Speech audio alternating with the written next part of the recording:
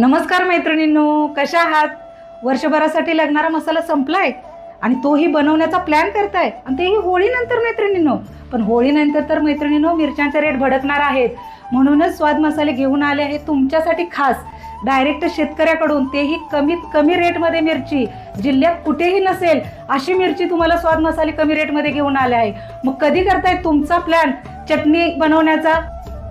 पण स्टॉक मर्यादित आहे, तर आजच या संधीचा फायदा घ्या.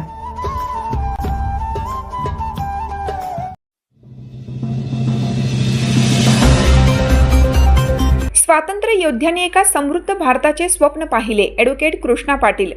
संत रविदासांच्या पासून ते संत तुकाराम महाराजांपर्यंत, छत्रपती शिवाजी महाराजांच्या पासून ते राजर्षी शाहू महाराजांपर्यंत, महात्मा ज्योतिराव फुले यांच्यापासून ते डॉक्टर बाबासाहेब आंबेडकरांच्यापर्यंत, महात्मा गांधी, भगतसिंग, राजगुरूंपासून ते क्रांतिसिंह नाना पाटील यांच्यापर्यंत सर्व स्वातंत्र्य योद्ध्यांनी एका समृद्ध भारताचे स्वप्न पाहिले होते. स्वातंत्र्याच्या 75 वर्षांनंतरही या महापुरुषांच्या स्वप्नातला भारत आपण निर्माण करू शकलो नाही. तो निर्माण करण्यासाठी आपण कटिबद्ध असणं आवश्यक आहे. या सर्व महापुरुषांच्या स्वप्नातला भारत आपण निर्माण करू शकलो तर आपला देश जगातील 1 नंबरची महासत्ता बनल्याशिवाय राहणार नाही.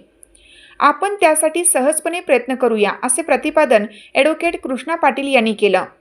समाजवादी प्रबोधिनी व्ही.वाय. आबा पाटील, समाज प्रबोधन अकॅडमी आणि पलूस तालुक्यातील परिवर्तनवादी संघटना आयोजित आचार्य शांताराम बापू गरुड प्रबोधन व्याख्यानमालेत ॲडव्होकेट कृष्णा पाटील बोलत होते.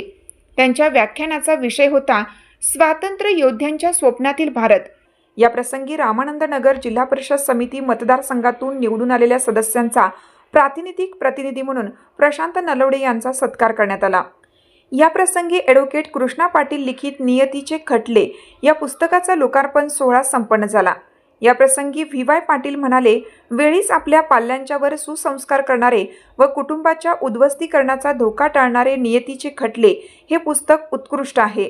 या प्रसंगी प्रमुख पाहुणे ॲडव्होकेट कृष्णा पाटील व उपस्थितांनी आचार्य शांताराम बापू गरुड यांच्या प्रतिमेला अभिवादन केलं. आदम पठाण यांनी प्रास्ताविक केले. कार्यक्रमाला व्ही.वाय. पाटील, मारुती शिरतोडे, माधवी शिंदे, कल्पना मलमे, हिम्मतराव मलमे, सुनील गुरव, गोपाळराव मिसाळ, विठ्ठलराव फाटक, विक्रम शिरतोडे, इंगळे सर, कॉम्रेड दीपक घाडगे, बबन मदने, गायकवाड काका, बानू नाना, कवी संदीप नाझरे आदी मान्यवर उपस्थित होते.